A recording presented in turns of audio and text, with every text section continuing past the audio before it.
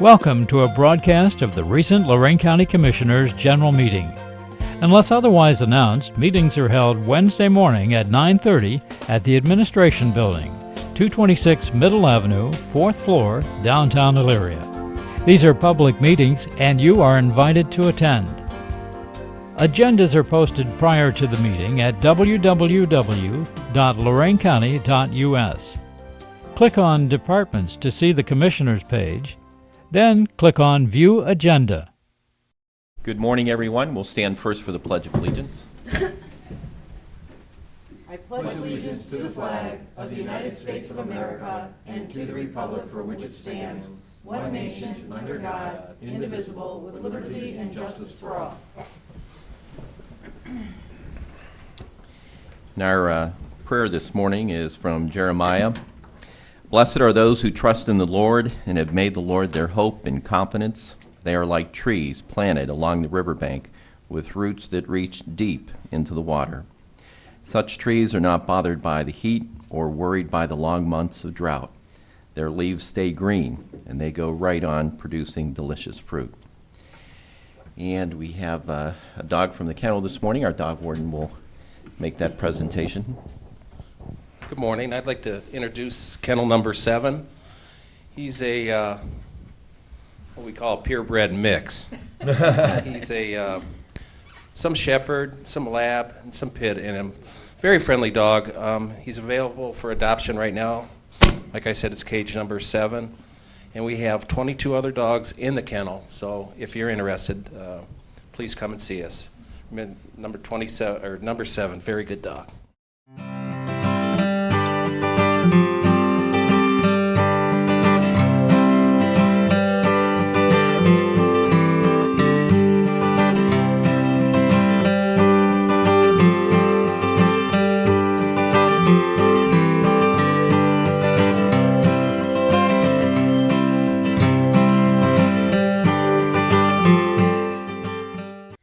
Resolutions number 1, investments. So move. Second. Discussion. Mr. Lundy. Aye. Mr. Kalo. Aye. Ms. Kokoski. Aye. Appropriations. So move. Second. Discussion. Mr. Lundy. Aye. Mr. Kalo. Aye. Ms. Kokoski. Aye. Transfers. So move. Second. Discussion. Mr. Lundy. Aye. Mr. Kalo. Aye. Ms. Kokoski. Aye. No advances, no repayments, requisitions. So move. Second. Discussion. Mr. Lundy. Aye. Mr. Kalo. Aye. Ms. Kokoski. Aye. Travel. So move. Second. Discussion. Mr. Lundy. Aye. Mr. Kalo. Aye. Ms. Kokoski. Aye. Bills. So move. Second. Discussion. Mr. Lundy. Aye. Mr. Kalo. Aye. Ms. Kokoski. Aye. Authorize various personnel actions as indicated on the summary sheet for employees within jurisdiction of Lorain County Commissioners. I know the county the county administrator rather. The commissioners are here. The administrator is not. But we do have several items on our personnel summary sheet that we would like to address as part of our executive session today. Approve and waive the reading of the same of the County Commissioners meeting minutes of February 3rd. So move. Second. Discussion. Mr. Lundy. Aye. Mr. Kayla. Aye. Ms. Kokoski. Aye. Appoint Jonathan Reichel as Lorain County's Apiary Inspector for the year 2016. Total annual appropriation is $3,400 with mileage reimbursements of 52 cents per mile. So move. Second. Discussion. I understand that our new apiary is with us this morning. Correct. And that's a fancy word for beekeeper, right?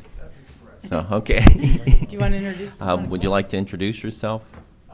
You You can, if you Gotta come come up up here on the camera. Yeah, to the podium there. I don't know if maybe the tallest person has been on camera here. You don't play for the Cavs also, do you? Good morning, I'm John Reichel. I'm a native of Ohio. I'm going to be the new Lorain County Bee Inspector. All the counties in Ohio, except for about 4, have bee inspectors that go around and meet with the people that have their various colonies. We call them apiaries, are where there are a bunch of colonies, and then we count individual colonies. Ohio has about 250 apiaries we have in our county that have to be checked, and we check them about every 3 years. Main point of the apiary is the inspector is to basically be a resource, help people get connected, because there's a lot of people trying to save the bees, thank goodness. The other one is looking for diseases, which is really the critical part of the bee inspector. I'm a native of Ohio. Midview, Bowling Green, but I didn't live here for 30 years. I'm I'm a geologist by trade. I'm a registered professional geologist in Pennsylvania, but I came back and retired, and frankly, right now I'd rather be outdoors than inside, and that's why this job kind of appeals to me, because I love getting out with people and trying to solve some of the scientific and other problems of beekeeping, which is fascinating and incredibly frustrating. Yeah. Well, welcome back. I know that this, we discussed this a lot in Columbus. There was a period of time where things weren't real healthy with the bee population in Ohio, and are things continuing to improve? It's tough. Mm-hmm. It's tough. It's confusing, and a lot of people like to jump to conclusions and blame Monsanto or blame the people in Florida for selling us bad bees. But it's complicated, and it takes a lot of vigilance, and that's why I thank you for supporting the bee program and having an inspector, because not every county does. So good for you.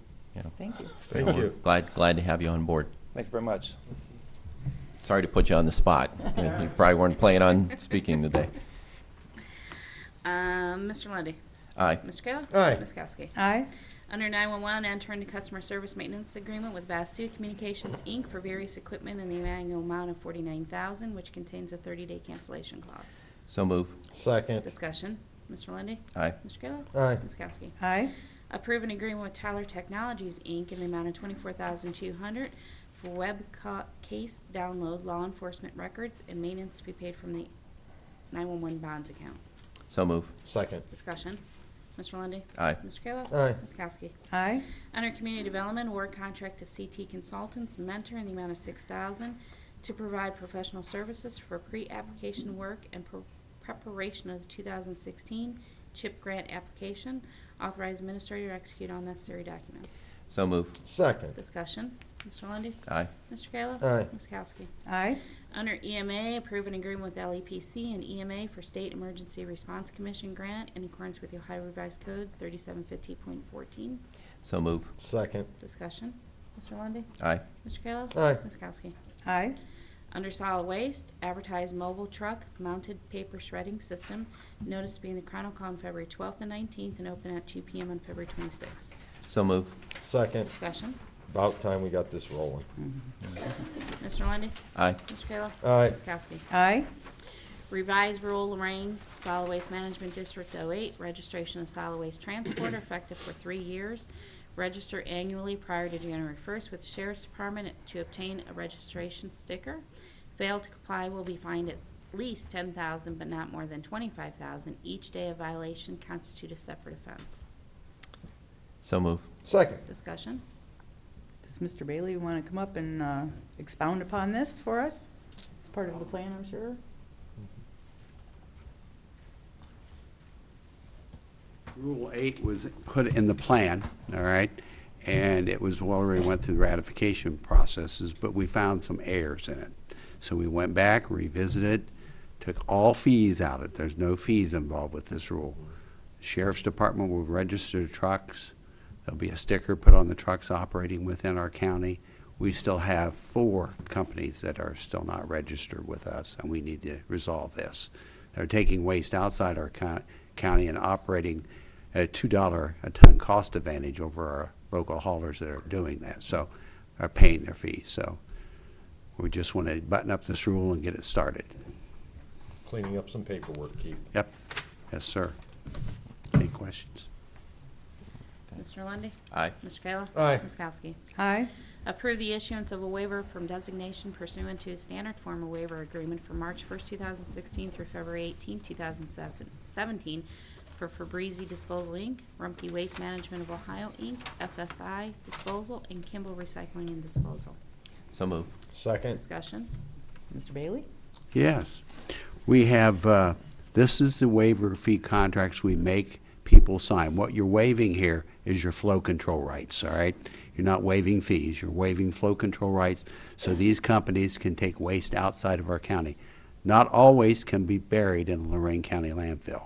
We have certain exemptions like asbestos can't go there, sewage sludge cannot go there. So those are issues, and we have to look for other landfills and other places. Plus the competition of Rumpke and Kimball's and Waste Management in our county has been keen, and they do pay their $2 fee. And to give you a history of this, you passed it back in 2013 when you passed flow control, and we collected $27,000 in waiver fees. In 2014, we collected $53,000 in waiver fees, and last year we collected $58,000 in waiver fees. So, like I said, under the rules, we'd like to get those 4 people under contract so they're paying as well. All right? Okay. Thank you. Thank you. Mr. Lundy. Aye. Mr. Kayla? Aye. Ms. Kowski? Aye. Under the engineer, approve and enter an agreement with Bromhall Engineering and Surveying in the amount of $38,900 to complete the final construction of documents for the Baumhart Road project. CAO has notified the county this project was selected to receive federal highway funding to address the safety concerns at the intersection of Baumhart Road and Middle Ridge Road, and has been approved by NOACA for the inclusion into the TIP, and anticipated construction is spring of 2016 to be paid from the engineer project account. So moved. Second. Discussion. Mr. Lundy. Aye. Mr. Kayla? Aye. Ms. Kowski? Aye. Advertise bids for replacing Middle Ridge Road Bridge 0074, Brownhelm Township.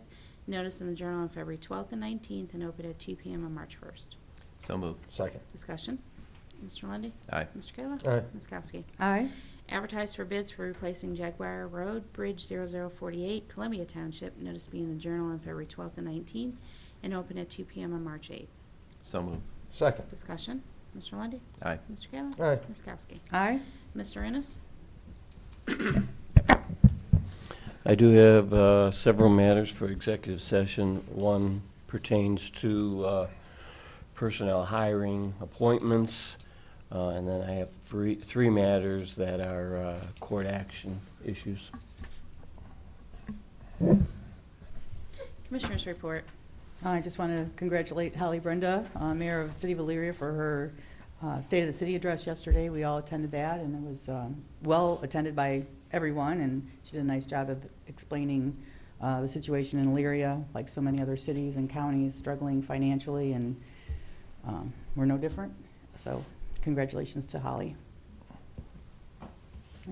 Yep.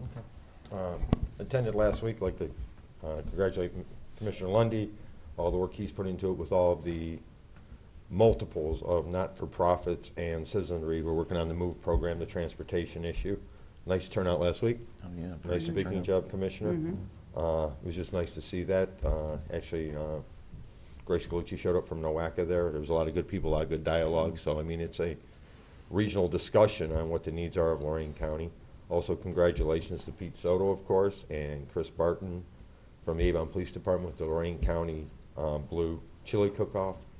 1,200 people sold out. Great night raising money for our law enforcement who fall into bad times in their family. So it was nice just to talk to everybody and see a great turnout. And they had people from all over doing chili. It was really good. So, Team Lorain County Executive Board met yesterday morning, going over our final agenda for our board meeting March 1st. And then again, Mayor Brenda's State of the City, going over the issues facing the city and their ways of dealing with it. So good luck, no different than we have. So, end of my report. I'd also like to thank my colleagues for their ongoing support of public transit, and also in attendance at the MOVE Transit Forum, rather, that took place at Lorain County Community College. Unlike last year when there was a blizzard the day of that event, 100 people turned out. We had nice weather, and we had 100 people again. So real good turnout there. I know the group is working very hard, and they'll be having more outreach to the community. But it does seem like the public feeling around transit is shifting and changing. I think more and more residents and more community leaders have become aware that this is a serious, serious economic development issue where we have to be able to get people to their jobs. And we have an aging population, a lot of folks with disabilities, and a growing healthcare community. And so transit is really critical to our economic future. Also wanted to congratulate Charcetta Brown for her event in Lorain that was held on Saturday. Had a chance to have a good conversation. A lot of council people were there from the city of Lorain, so we had a lot of interesting conversations about local government. Was not able to get a ticket to get in for the Pete Soto Chili Cook-Off. Hopefully that'll change next year, but wanted to congratulate Chris Barton, Pete Soto, and the whole group that works on that. I know I've had a chance to have a sponsorship there in the past, and it's just a great event. And wow, I don't know where else they'll be able to put everybody if they can't do it at the community college. But 1,200 people is definitely packed to the max, that's for sure. Also want to congratulate Mayor Holly Brenda for the good work that she is doing. She gave her State of the City address, which appears in the papers today, and local government just facing a lot of the same challenges that we in county local government are facing, and it's getting tougher and tougher every day. So hopefully things will be successful with issue 6 over there, because there's a lot of services and that are badly needed for the community to continue, and they become more and more difficult each day to deliver those services with the dwindling funds and the total lack of support that is coming from Columbus these days. That completes my report. Next Wednesday at 11:30ish, we're going to have our stormwater meeting. Board correspondence? Move that the reading of the correspondence be waived. Second. Discussion. Mr. Lundy. Aye. Mr. Kalo. Aye. Ms. Kowski. Aye. Public comment? Stephanie, public comment. Were you interested in? Too much Facebooking, Stephanie. Yeah, there you go. I was reading the agenda. Okay, okay. there you go. Go really fast. Okay. You just state your name and address, please. I'm Stephanie Morkowski with the local Yaks, founders of the Black River Cleanup, and I'm curious with the recent changes to the Lorain County Visitors Bureau. Can you explain YACS for the community who may not know what YACS stands for? We are the Lorain County Kayak and Paddle Sports Group. Okay. With the recent changes to the Lorain County Visitors Bureau, I'm curious what the members of Visit Lorain County can expect going forward. We've had paid memberships, and they've done a lot of great work for us. And with the news, we haven't been notified of anything personally, but through the news outlets, there's a lot of changes happening, and I'm just wondering where we're going to go moving forward. Well, first off, we made a decision last week to discontinue, so now we're in the process of having conversations with the board on how to provide for a smooth transition. Obviously, we want you to continue your membership. We want you to continue doing your advertising and work, but at this point, we're still working on the transition with the board to make it as smoothless and as seamless. It would be our hope that you won't even notice the difference in the transition. We obviously want to have conversations with you on how you feel that we can improve, reaching out to the county and outside the county to get more people involved in your activities. But for right now, we're in the transition mode. We want it to be as smooth and as seamless as possible. I would just encourage you and other members that if you're a member, continue to be a member. If you're advertising in the program, or you've been advertising with the Visitors Bureau, continue to do so. It's our efforts it's our goal to make this as seamless as possible, but to build upon what's being done and to make things even better. Thank you. We've built great relationships with the employees at the Visitors Bureau, and they've done a great job of building relationships outside of the area. Will we be seeing any of the same faces with the transition and the changes? Well, we're not even, in charge of the Visitors Bureau right now, so, that's personnel issues, HR issues. I can tell you that, the staff has done a good job. This is not about the staff. This is about governance and what the board looks like and the direction of the board. We went to the board wanting to have a conversation, wanting to work in partnership. Unfortunately, the feelings of the board weren't mutual in the direction that we had hoped to go. But it's never been about the staff. I think staff does a very good job. However, we all know whether you run a business or whether you're an attorney, that HR issues are legal issues. Right. But it's not about staff. It's about governance. I understand that. Just my point was that it's, we work really well with them, and a lot of small businesses, it's important to us to keep those relationships, and that's part of the reason we've been members for the last 3 years is because of the staff and the building and just everything about what they do for us. And I was just curious as to how that was going to happen. But thank you for your time. Thank you. Tell Rob I said hello. I will. See you soon. Any others for public comment? Okay, not seeing any other individuals for public comment for the personnel reasons and the legal reasons cited Those by. hirings, Matt? Pardon me? Were those hirings under the personnel? When you go into personnel, you have to define it more carefully than just personnel. It has to be Okay. potential hiring. Is that what you're? We have hirings and termination. Okay. So for the personnel reasons and the legal reasons stated by legal counsel, we'll adjourn into executive session. Second. Mr. Lundy, Aye. Mr. Kalo. Aye. Ms. Kowski. Aye.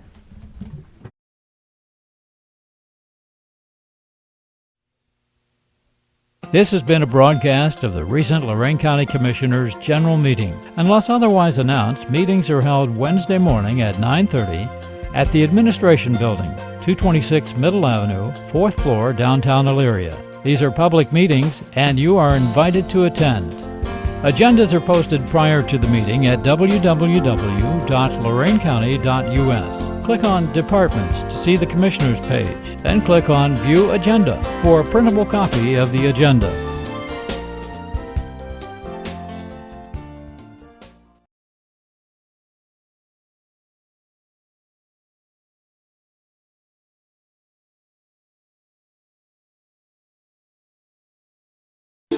They're doing drugs. It's easy to start and it's painful to stop. Prescription drugs are a prescription for a reason. If you take too many of a prescription narcotic, you die.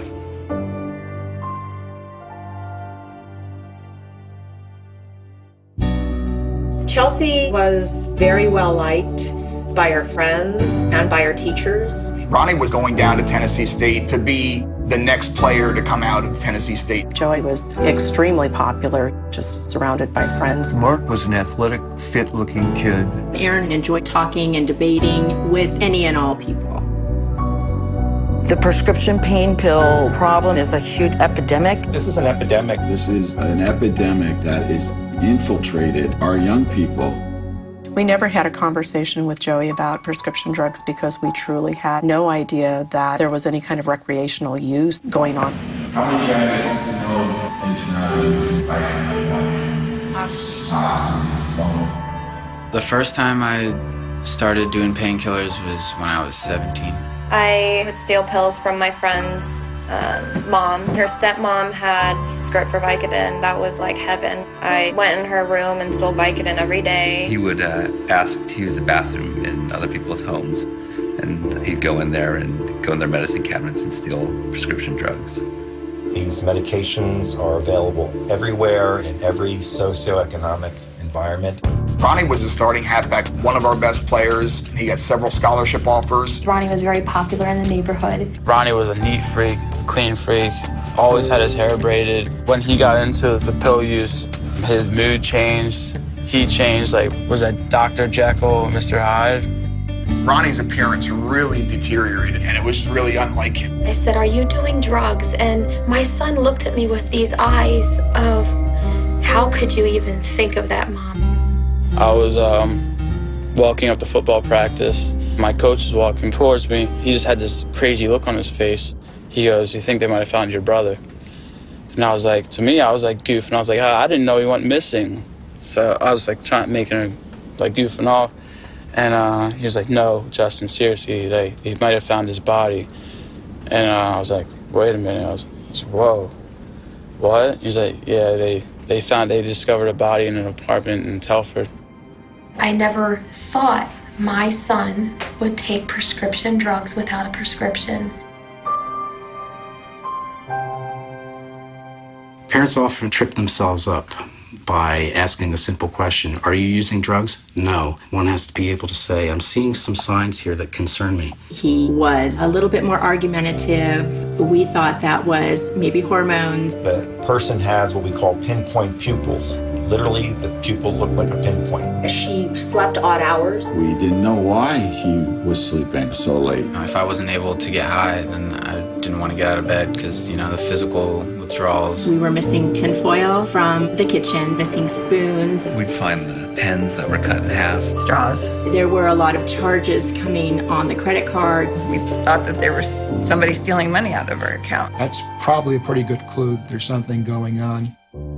Joey was pretty upset with his roommates. They were spending all their money on medication. Had I known that the medications that they were taking were so dangerous, I would have told them, you're not even going back to that place. If you feel something's going on, you got to investigate.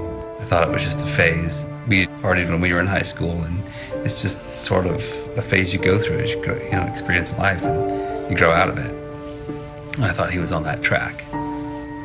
Joey had been found and he was unconscious. He had all these medications that he had just received from this doctor. More than likely, he crushed and snorted it. We're just being completely hit blindly by, a situation we had absolutely no understanding of and no notice of. And in the meantime, my husband's in the house. I'm out front in the front of the house just, wondering what we're dealing with here. And so finally, Joe just came out and said, he's gone.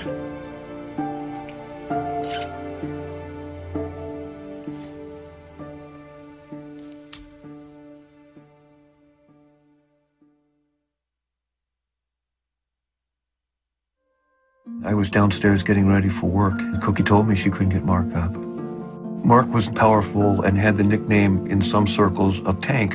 I reminded her that what she had to do was get a cup of water and splash him with it and stay out of his way. And she told me it was different. We found a clear plastic bag of loose pills. I'm not sure if he even thought he was doing drugs, and I know that sounds crazy, but it's not like it was heroin or cocaine.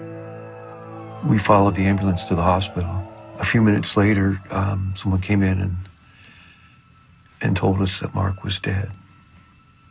We never thought that was a possibility. I had no idea that kids were abusing medicine.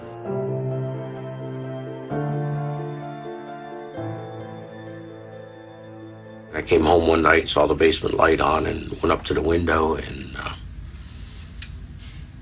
my son was crushing and snorting the pills. We would find pills in the shoes, in the jackets that are hanging in the closet, in the pockets. I found some pills hidden under his cushion. They were in his socks. I never checked my kid's socks.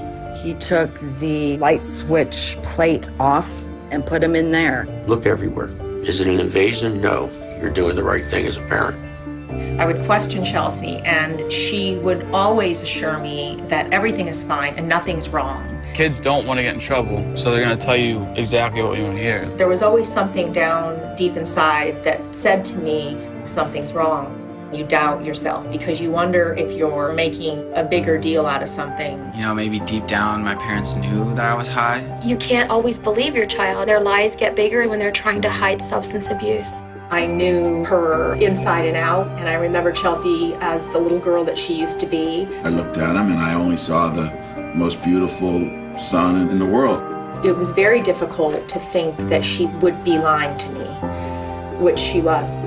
She was out using and abusing prescription drugs. Long-acting agents like OxyContin are meant to be delivered in the body over a period of hours, if not a day. If they're chewed, crushed, and snorted, you get the entire dose at one blast, and if the body's not ready to accommodate that, you will stop breathing.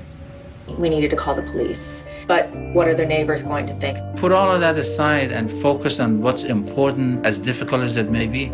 Families can't get too caught up in the idea that there may be an arrest, charge of my son or daughter. They could be in jail. They could be in the morgue. The law saved my life. If my mom hadn't called the cops on me, I don't know where I would be right now. It was the most difficult thing to do, to call the police on your own child. It was horrible. I have gone from putting importance on things like what college are you going to get into, to just celebrating the fact that she's alive today. She's doing very well. She's clean and sober. She's productive. She's sweet. And I have her back, and I'm thankful. And it's wonderful. Aaron had spent the night at a friend's, and they found him blue and non-responsive. They took him to a local hospital. He was using Vicodin, which we found out through his toxicology, what was in his blood system. I witnessed him have 2 heart attacks in ICU. He had staph, he had pneumonia, he went through seizures. The doctor was explaining to us that he was going to die. We held his hands on each side, and we started crying, and he just laid there. People use the medications in an abusive way, not knowing what the full consequences are, and somebody ends up here. Within 24 hours, Aaron had opened his eyes.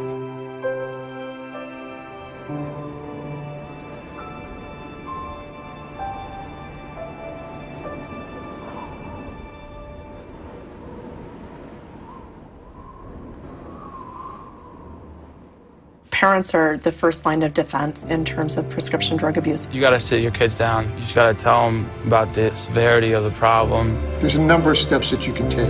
Educate your child and yourself very early. Anybody who feels that this can't happen to my child, It could happen to your kid. Make sure that you don't have excess pills in your home. Keep your medication locked up because you're never going to notice if something's gone. What my mom does is she has these take-home pee tests that I gotta take. No, I want to keep my mom proud of me, and I don't want to let her down. You need to have the conversation with them about drug and substance abuse, and you need to include prescription drugs and guide them so they're able to get through their high school years and into college and through their college years drug-free. Have this conversation before it's too late to have this conversation.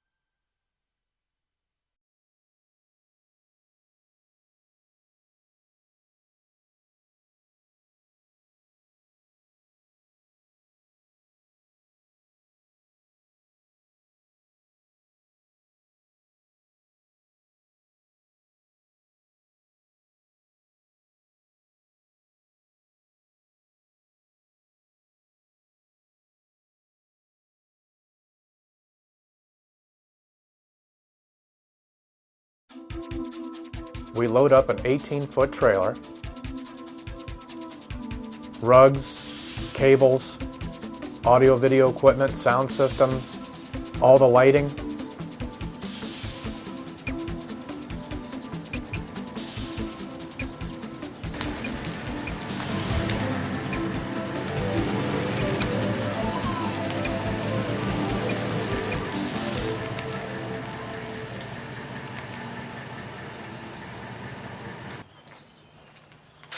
Then we have the task of hauling everything out of the trailer and taking it into the gymnasium or lunchroom or whatever large multi-purpose room they have for us.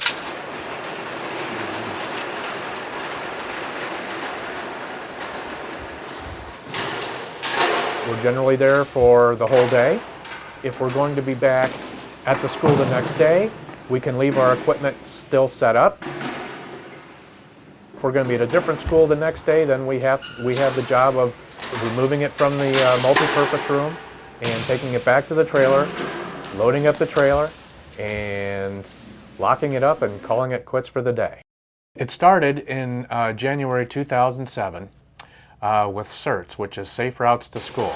And Ken had an idea to develop the Safety Star program It has escalated to the point where, as of this year's date, we have seen 38,000 students in Lorain County. County Engineer's Office is quite proud to announce that the Safe Routes to School program has been initiated throughout Lorain County. We're very excited about this. To help these children from grades K to 4, teaching them to walk the streets safely is very important to us. We've seen statistics that quite frankly shock us. Many times we read and see stories of pedestrians being hit by automobiles in Lorain County, and it just tears my heart to see these children from K to 4 part of that. This program is to stop that, to help diminish those type of situations and educate these children on crossing the street safely. And we're quite happy to announce.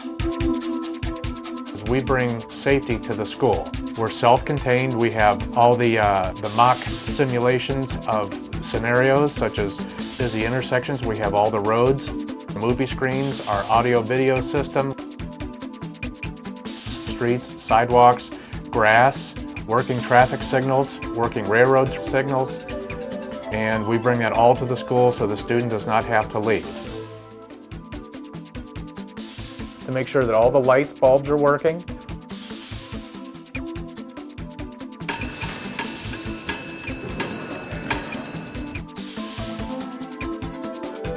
And that all the audio video equipment is up and running. We then put on the program. We put together a dynamite program with a lot of positivity. We're very animated. The students enjoy it while they're learning an important rule about safety. When we ask questions, we ask for group participation. It's never just one student answering the question, it's everybody answering the question together. Are you ready? Teachers included. We make learning fun for everybody. We show two short films.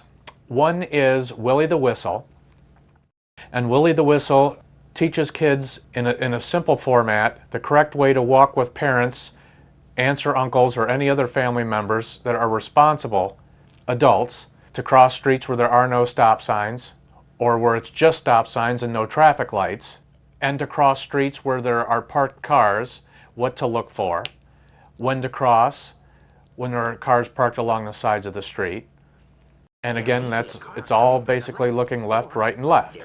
When the short film is over, we generally teach from what the kids just watched. And those are the scenarios then we go over with our mock setup. We go over basically what the video has just gone over. And then we let the kids apply what they just learned to doing it in real life to our mock simulation that we have in the room that we are performing in.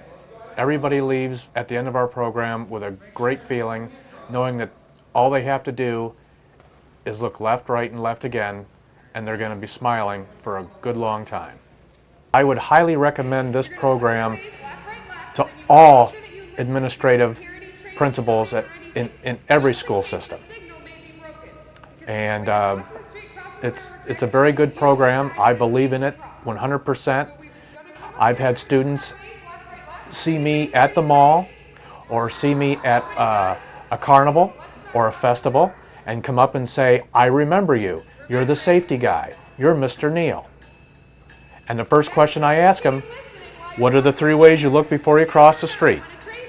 This could be the year after we saw them, and they always say left, right, and left again, and they say it with a smile. So I know our program works. Because you did a good job today, at the end of the day, you're going to get to go home with the yellow safety star bag. Okay? The fun part. The students get to take home their surprise at the end of the day, which is the yellow safety star bag. And inside that bag are some neat things about pedestrian safety. We have the pedestrian safety flashcards. They also will get the Safety Star Certificate of Participation, which has their school name on it and the date. And we like to let the kids know that that's something that they can take home and hang on their refrigerator, they can hang on their bedroom door, or they can have their parents put it in a scrapbook for them. Their parents will receive some information such as the top 10 safety tips for adults, because even as adults we need to refresh our memories on safety. They, as students, will receive the top 10 Safety Star tips for students.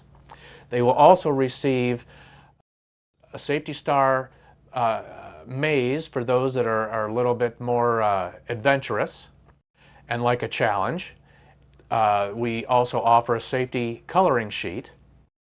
And there are some other things in the bag, but the things the kids like the most is the Safety Star pencil. And that's a pencil that changes colors when you touch it. And with that pencil comes the Safety Star eraser, which is a yellow eraser shaped like a star, and it says Safety Star on it. We need 40-foot by 40-foot area, electrical accessibility, and a way to turn off and on the main lights of the room for our movies that we show. The smallest class we've done is 15 students. The largest class is 60. So usually the classes range from 23 to 25 students per class. There are occasions where the school has to schedule 2 classes at a time. We're very flexible. We do have the ability to fit into smaller rooms, so we pretty much will accommodate to what they can offer. I would highly recommend this program to all principals in every school system. At the end of the day, I feel very, very good. I'm excited that I know that kids are going to practice what they've learned, and I can go home and sleep good at night knowing that those children are going to get to school safely, they're going to get home safely, they're going to be smiling, and their parents are going to be smiling because everybody is safe.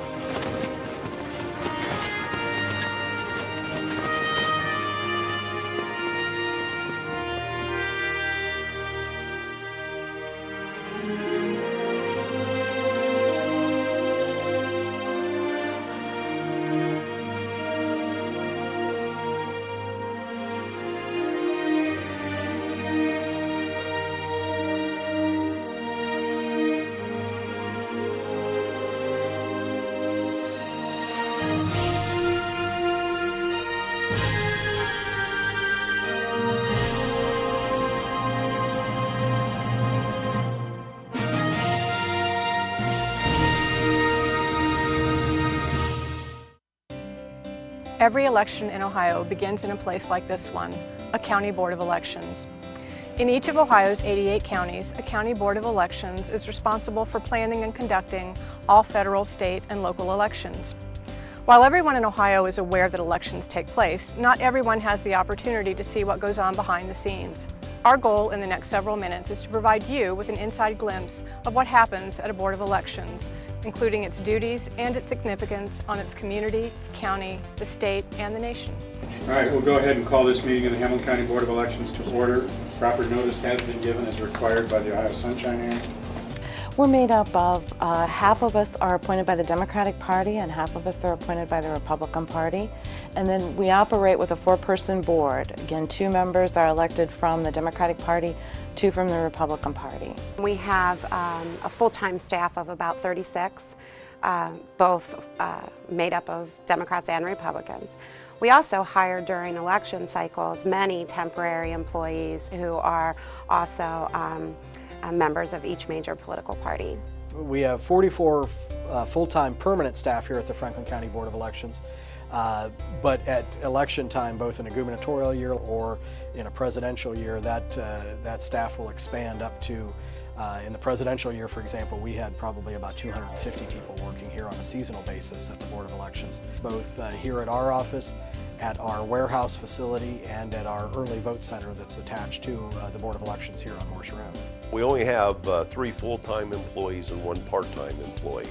So trying to balance between registrations, between absentees, processing absentees, doing all the machine setup, the poll worker, or now the precinct election official training, recruitment. It's everybody has to wear many hats. That we basically, I look at us as the jack of all trades, master of all. Hello, how can I help you? Yeah, can you give me the winning lottery number? We get that question a lot. What do you do the rest of the year? Well, as you know, in Ohio, we can have up to four scheduled elections.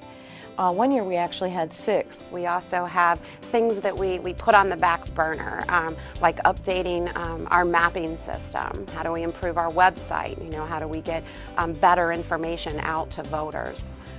So there's never really a downtime for us.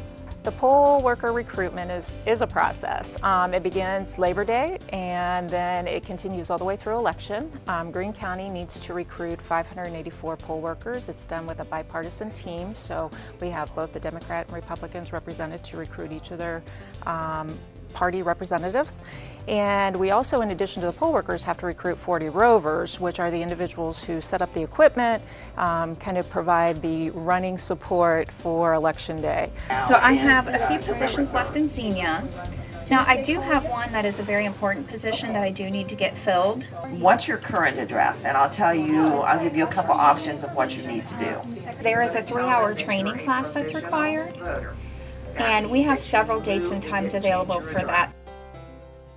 Hi everybody, my name is Jane and I'm with the Franklin County Board of Elections, and as you know, you're here to be trained as precinct election officials. How many of you have worked before? Hallelujah. That's wonderful. I'm so happy. We require here in Franklin County our poll workers to go through training every election. And because the landscape of Ohio elections, as we all know, changes so rapidly every year, and we just feel that that investment is very valuable to us. We could not do this without you. The most sacred right that we have as Americans is the right to vote. You make it possible for the voters, the 850,000 voters in Franklin County, to vote. We actually put together a timeline. We start 100 days out, and every task we have is included in that timeline, so that we basically work the plan. Everything from starting to do the UOCAVA notices.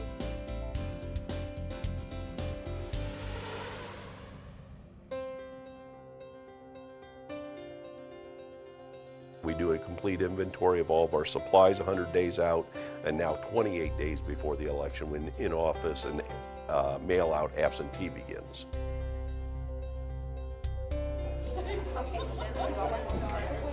Blended A2, if they want a paper ballot or if they're a provisional, they're going to have ballots already printed.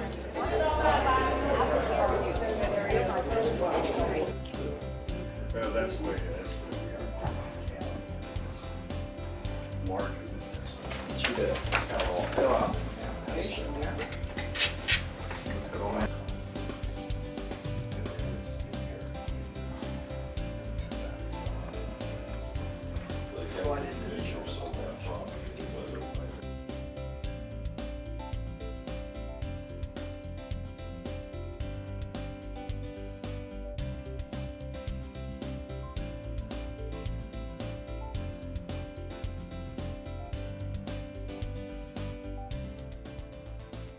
When a voter requests an absentee ballot, we have a program that will actually bring up their ballot image.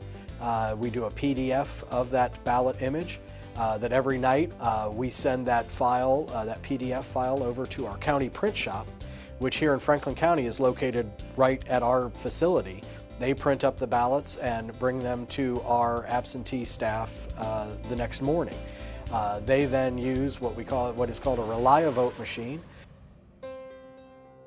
which inserts all the items that need to go into the mailing, the response, the ID envelope, any instructions that go in there, and also the ballot. Gets all stuffed automatically. The machine puts the postage on it at a pre-sorted rate. We've really taken what used to be a very people-centered, labor-intensive process and automated as much as we possibly could.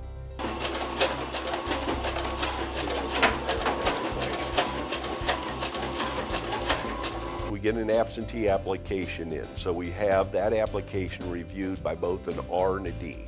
That's the dual party check, so they both initial off on the application. Then we have a part-time person that basically goes through as a third set of eyes to review it to make sure that the right ballot was pulled, that the address that we're sending it to is correct on the mailing label, and then actually folds and stuffs the envelope and then processes it for mailing. They're all zeros, which means we have cleared a memory card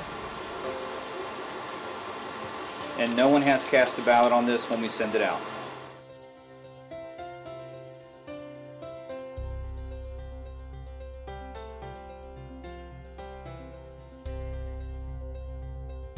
Well, the L&A aspect, that's very labor intensive as well, because we actually go through and test every ballot in every single machine to make sure all the media is correct, to make sure the equipment is running adequately and properly.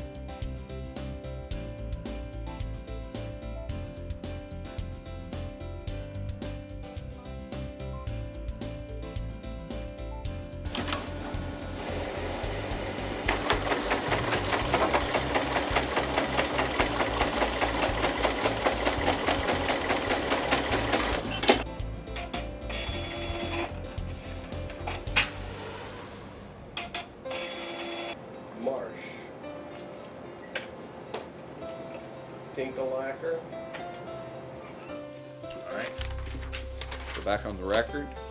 The board has heard the results of the test deck. What is the pleasure of the board? To accept the results of the test deck. Second. Have a motion and second to accept the results of the test deck. Is there any discussion? Hearing none, call the roll.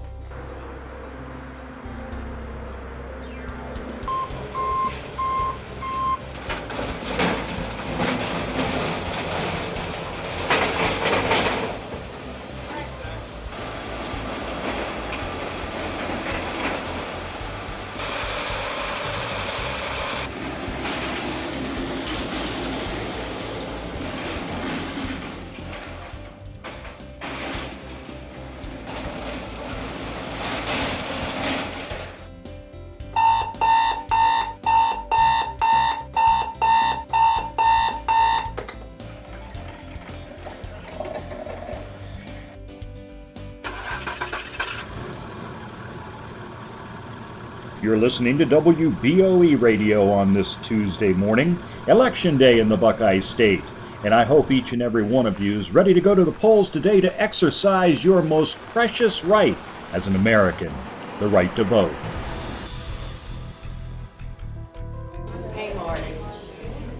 Well, hello there. How are you? I enjoy it.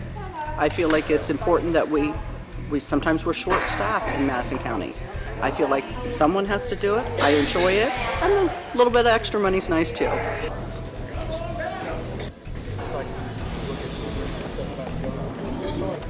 Looking at the date of issue, don't you?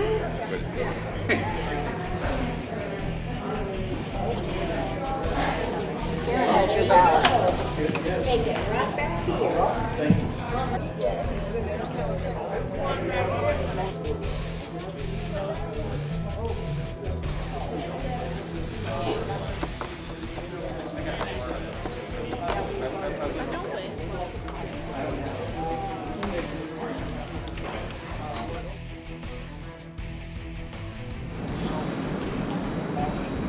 Listen up! We got the bags coming in now. We got our first truck. So the first thing we're going to do, when they roll the carts in here, we're going to open up the bag, break the seal off, put it on the table in front of you. We're going to have a check-in sheet. Unzip the bag. The check-in sheet is in one of those pockets in the middle. Pull it out. Check to make sure that the e-scan memory card is in that bag. No, take that to the warehouse. All of the trucks will get two tables with one truck at a time. One bag at a time. Oh, sorry. One bag at a time.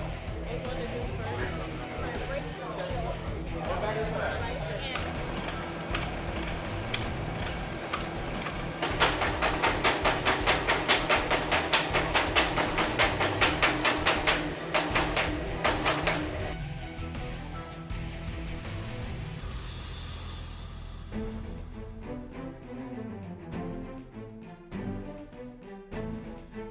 there's lots going on still after Election Day. There's a lot of different projects that's involved in preparing for the official count.